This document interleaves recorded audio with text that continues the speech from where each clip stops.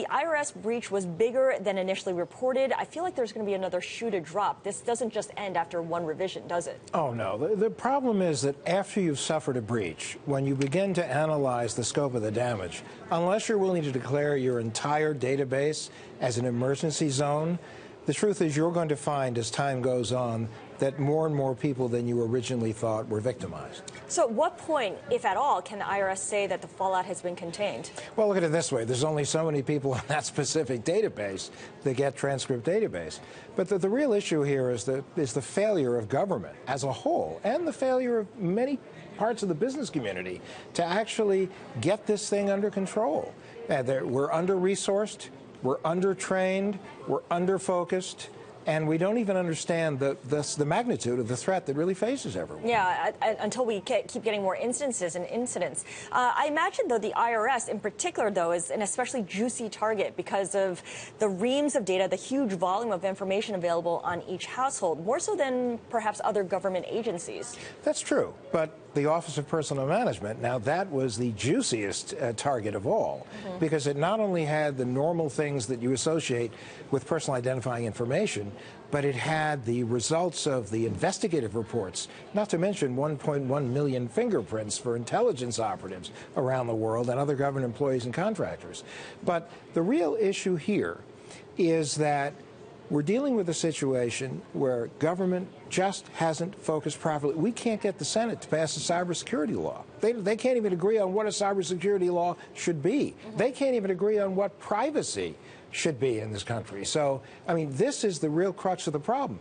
Add to that the fact that there have been so many breaches. You're talking about over 1 billion files. Some people think that was just last year, but 1 billion files. And that's what we know. That we know about, that have already been breached or improperly exposed to unauthorized access. So the data's there. In the case of this particular database for the IRS, they didn't do some heavily sophisticated thing that caused them to crawl into systems. It wasn't difficult. They walked through the front door using data that had been collected from all the other breaches that have happened for so many years. I mean, in this year alone, we had Anthem, we had Primera, we had Care First, we had the Office of Personnel Management, over 100 million Social Security numbers. Add to that all of the information on social networking sites where people pour their hearts out, telling everybody everything from their favorite band, their favorite color, the school that they went to for high school, the mascot, all of these things. So you're talking about one domino falling and the others kind of following as well. Given all that, companies and governments are behind and trying to get ahead of the problem. The response becomes critical. Who's better at responding, the private sector or the public sector? Nobody. That's the real problem, is that very few people have really gotten it right, and you have to respond with urgency, transparency, and empathy.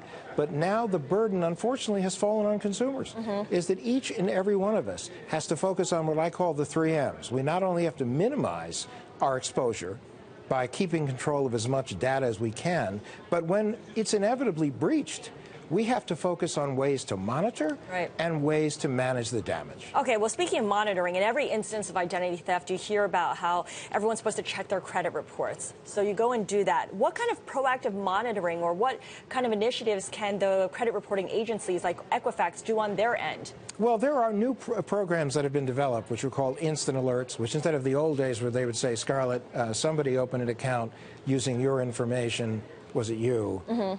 They now can say to you, in many instances, somebody is in the process of trying to open an account right now. But it's still reactive, though. It's still reactive. Well, no, it's still reactive. But the truth is that that's why you have to talk about more than just credit monitoring. You need what they call identity or fraud monitoring, which tracks your data.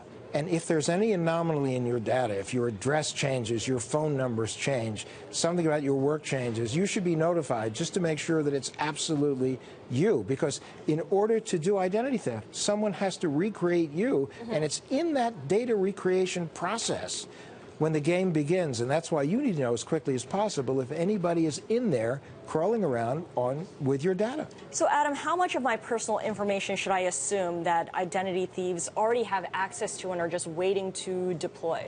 You have to assume everything. That's the problem. is there's so much information out there. So your identity information is already compromised. I have no doubt that my information is out there, and that's why it's my responsibility to be watching on a daily basis every which way I can, whether I'm looking at credit reports, credit scores. I sign up for alerts at my bank to notify me when there's activity. I look for more sophisticated ways of monitoring, and I also have a damage control program in place to help me if there's a problem. All right.